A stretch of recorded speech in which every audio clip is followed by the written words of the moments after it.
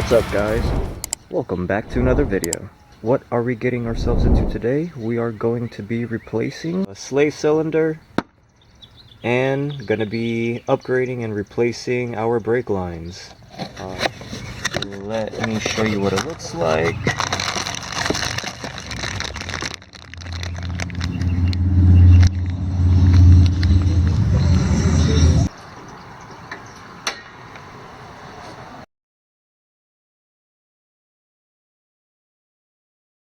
Tools you're gonna need. I would recommend getting a double end flare nut wrench. We'll be needing the 10mm in this particular case. You'll need a 14 as well. We're also gonna need one of these so that we can remove as much of our brake fluid. And you'll also need a just plastic bottle, and this is just to put the old brake fluid in. We're gonna get our turkey baster, and we are gonna suck as much of the brake fluid out of this reservoir as we can.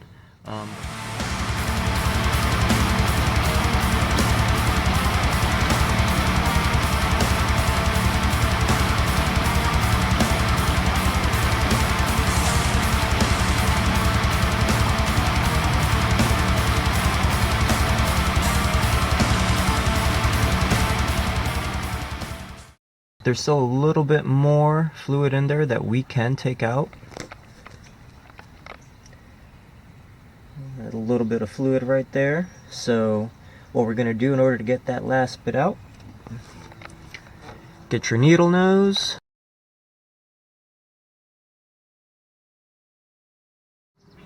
So be careful when you use your pliers. As you can see, I kind of bit the edges a little bit, but this actually turns. Mine was kind of jammed in there, so that's why I used my pliers, you know. But yeah, just carefully turn this and then pull up, and it should come out a whole lot easier than the way we did it. Go ahead and set that back in. And for now, we're gonna put that just to cover it. We're not gonna seal it.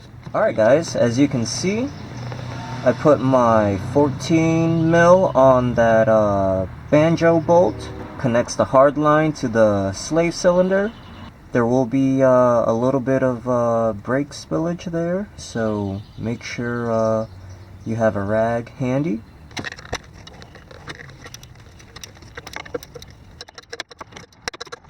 Broke that loose. I can definitely smell it now. So let me go ahead and get that banjo bolt out. Alright, so we finally got our banjo bolt out. So let's get those two 12mm bolts out. Then the old slave cylinder should be out. Alright. Time to install the new one. Alright, now that we have the old one off, I'm just now noticing that I will have to get the flare nut off right here, right where you see this yellow cap. You can see it right there. Two ways of replacing your slave cylinder.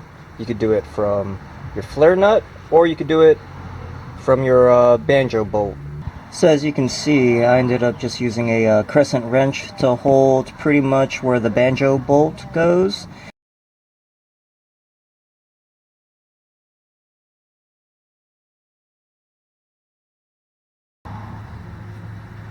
I'm under the car. You don't have to jack up your car, but I wanted to show you guys this. You're gonna want to make sure that this peg right here, where you see my pinky, is gonna go right up against here. Alright? You'll be able to compress this. That way you can line up your holes and get your bolts through. Also, it wouldn't hurt to get a little lube at this contact point and your rod point. Get this right up against there, compress it a little bit so that your holes line up, and install both of your 12mm bolts. Alright? So let's do that real quick. And after you get both of those 12mm bolts, let's get that 10mm flare nut wrench ready. We have our slave cylinder installed. We have our 12mm bolts tightened. We have our banjo bolt tightened. We have our hardline flare nut on there tightened down nice and snug. And we are done with the slave cylinder replacement installation part of this video. Now let's proceed to our brake lines. We got the death box on stands, we got the wheels removed. So I got some Goodrich high performance stainless steel brake lines. Ooh, race proven technology. Here's the part number 28001. I will put a link down in the descriptions, so feel free to check there. Click on the link and get these for yourselves.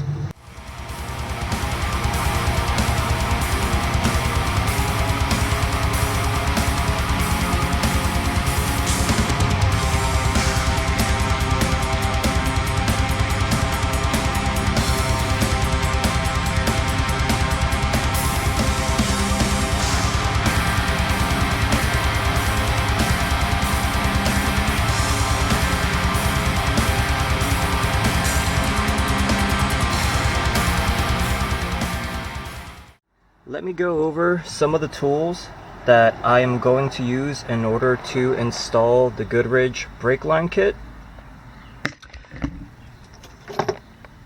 Gonna need a flare wrench, and that is to loosen up your flare nut right here. I actually pre-soaked these in PB Blaster. We're also going to need a 14mm. Right there, that's where we need our 14mm to take off this brake line bracket. And now if we go to the back of our caliper, we're also going to need a 14mm in order to remove this banjo bolt right here. We're going to need a pry bar, and that's so that we can remove this little C-clip that's right here. We're going to come at it from here and we're just going to push it out towards us. We're going to need our little brake fluid bottle to catch all of the old fluid that's gonna leak out, and some pliers just to make it easier to pull this out, and of course your brand new Goodrich stainless steel brake line. Make sure you get the right one. The front brake lines have this little bracket. The rear ones are much shorter and don't have that. I think the first thing I'm going to do is loosen up the 14mm brake line bracket here. So let's do that.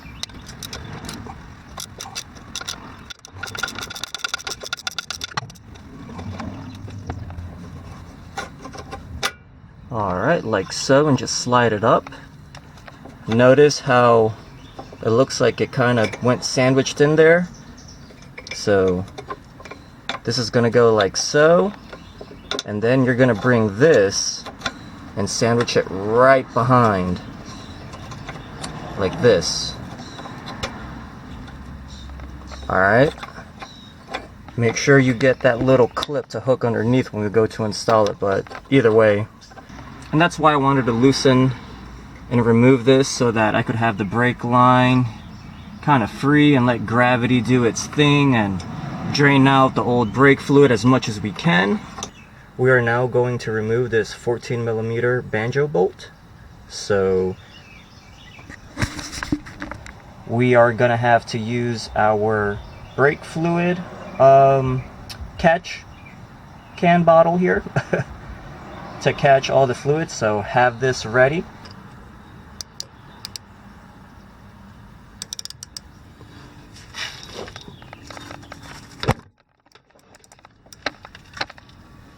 There we go. Broke that loose. We are catching our fluid. Alright guys, so now what I did, I kind of straightened out the brake line as much as I could and actually stuck the rest in there, and as you can see there is a steady stream of the old brake fluid still draining out, so I'm going to give that a minute. I didn't want to loosen it from up here and then just have brake fluid, you know, the little bit that's still trapped in the brake lines leaking out through here. So our brake line looks like it is pretty drained. Next step, now it's time to loosen up this flare nut. Grab your 10. Wow. There we go. Glad I put some PB Blaster on there, guys. Alright, but before we completely remove this flare nut off, let's go ahead and take this C-clip out. Get yourself a pry bar and just from the back, slowly start wedging the C-clip out. Like so, like that. And that's how I managed to shimmy it out. Then I grab my pliers and then it comes out like that. After that, guys, we can go ahead and remove our flare nut all the way out.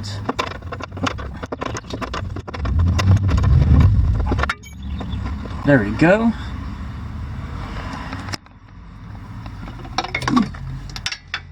There's one of the front old OEM brake lines made out of rubber.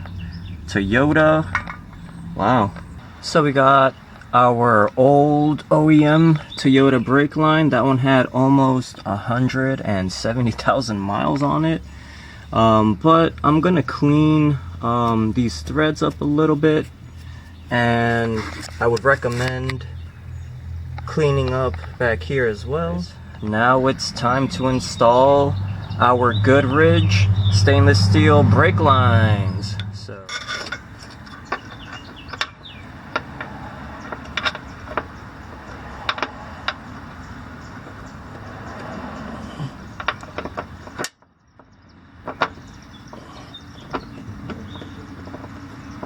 Alright, so I got the thread started, and then that's when you'll get a chance to get the C-clip in there.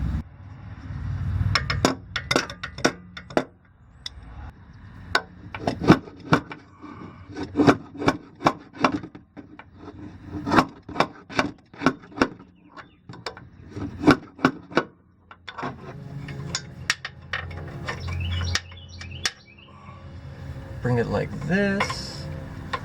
Then you're gonna bring this other one.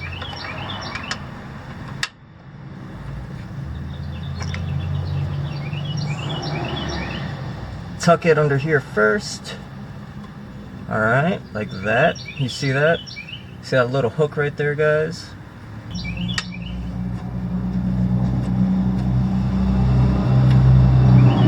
There we go.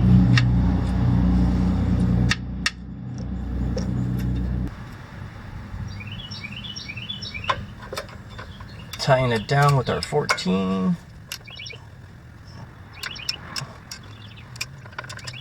Now we can focus on installing the other side, which goes back here to the caliper. So from the hardware they gave us, we are going to need banjo bolt and 2 washers. Now there's a specific order on how to install this, guys, so don't mess it up, okay? Alright, so the way you're going to want to do this is washer, like that. Alright, the washers are going to sandwich this. Stick your banjo bolt through.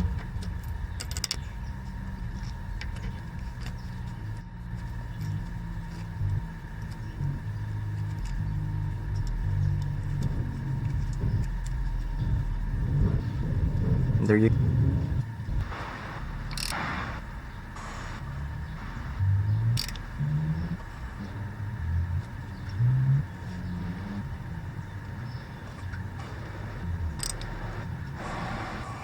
Have our banjo bolt 14mm back here, nice and tightened and nice and snug. Like I said, remember, you got to sandwich those 2 washers onto that banjo.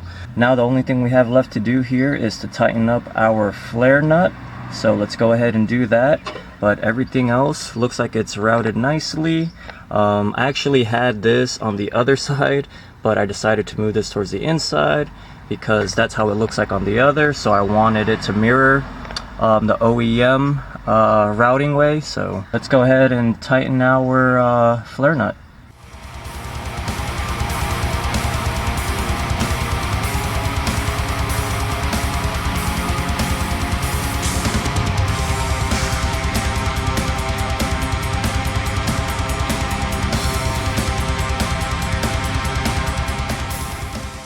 Flare nut is nice and tight, and we got one side done. Alright, let's do the other side. Now it's time to do the passenger side.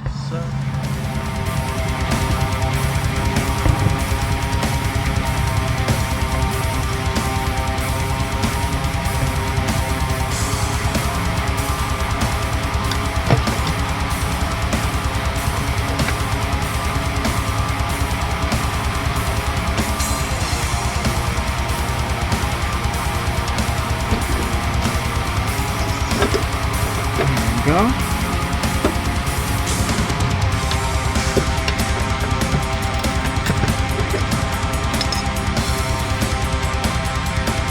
Tires.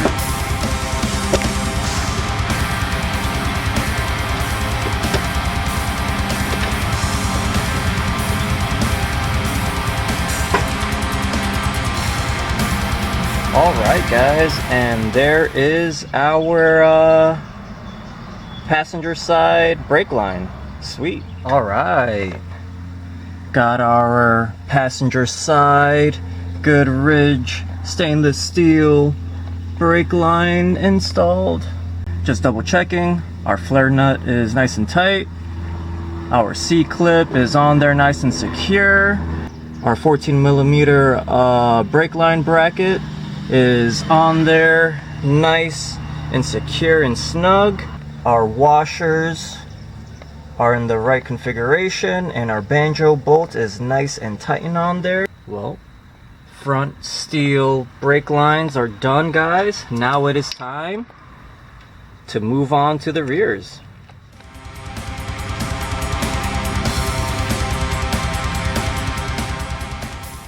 As you can see, we got the rear jacked up, the wheels are off. For those that don't know, if you look in the middle here, there's a little jack point, that way you can get both wheels off instead of having to do each side. Here is our rear brake line. Looks like all we're gonna need is a 10mm flare nut wrench. Looks like that's all we'll need in order to get the rear brake line cable off, so looks easy. Let's get the bottom one loose.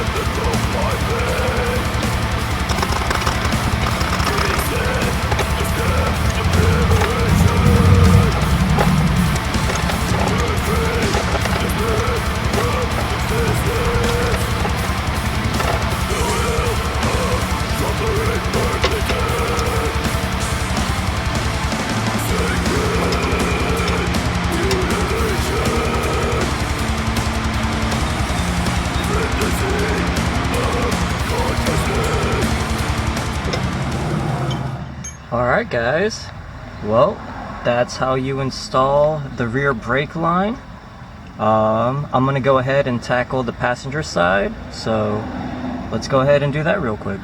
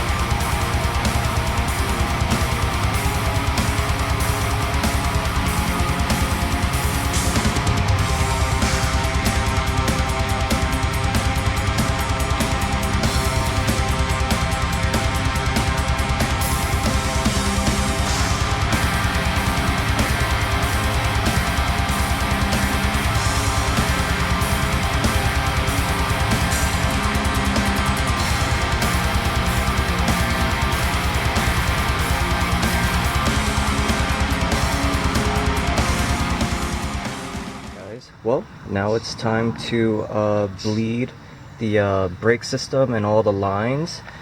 There is a particular way to bleed your lines. From what I've seen on the forums and online, you want to start at the furthest point of your actual brake reservoir. You want to start rear passenger, rear driver side, then front passenger, then front driver side, and then of course we have to bleed our slave cylinder line. But now that I'm remembering about the slave cylinder, I think we're gonna go from our passenger side.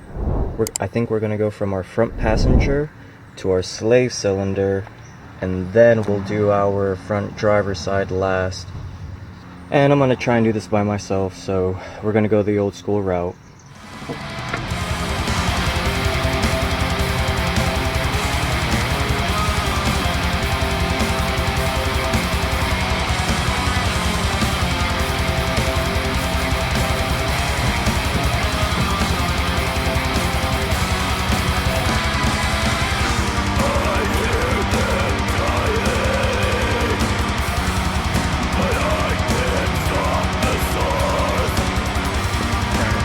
Like that.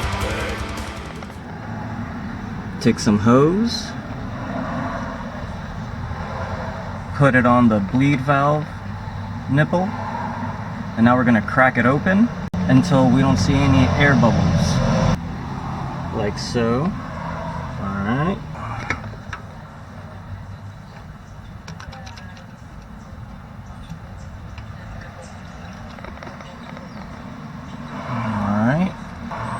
Get that little bit of air bubbles out, then you close it up,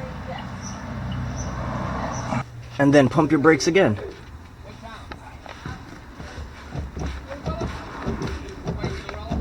and then crack open that bleed valve until it's a solid flow of brake fluid. Didn't get the notice, you know. So you got to do the notices again, because this guy didn't get it, he said, you know. And Ed had sent it out to all the buses. So they delay them about 30 or 60 days. And remember, you want to keep topping this off to the full line, then you're just going to invite air into the system again. So keep it at the line, and don't let it run empty. They have just the quick fill that they did, and That's just something bad waiting to happen. oh yeah, people in the building department were hesitant to take that, you know, survived all the way.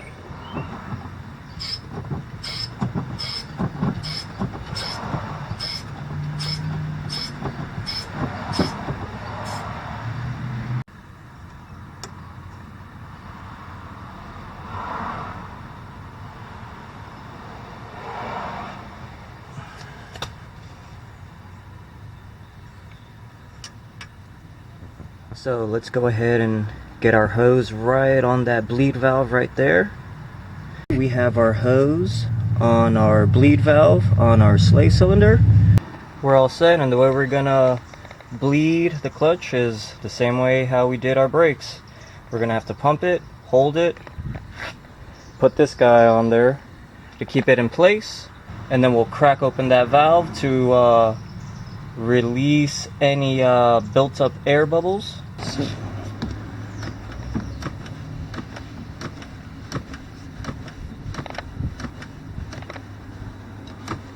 We're gonna hold it. It works. And then, as you can see, I already got my 8mm down there. We're gonna crack that open.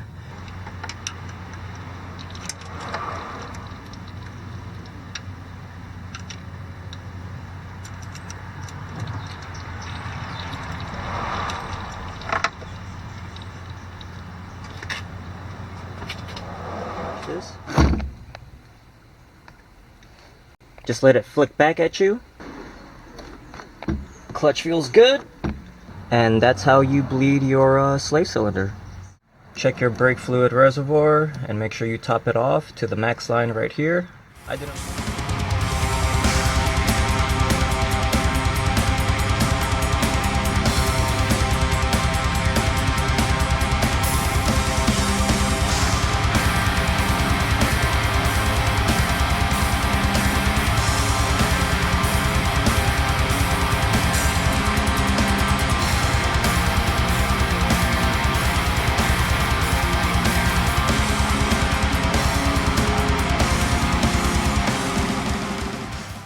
Remember, the reason why I'm putting this particular brand is, you know, I like to have fun in the death box. I take it to the track, and well, I need something a little bit, you know, better that can handle the heat. Yeah, don't forget, if you want to give this a try, there's going to be a link down below.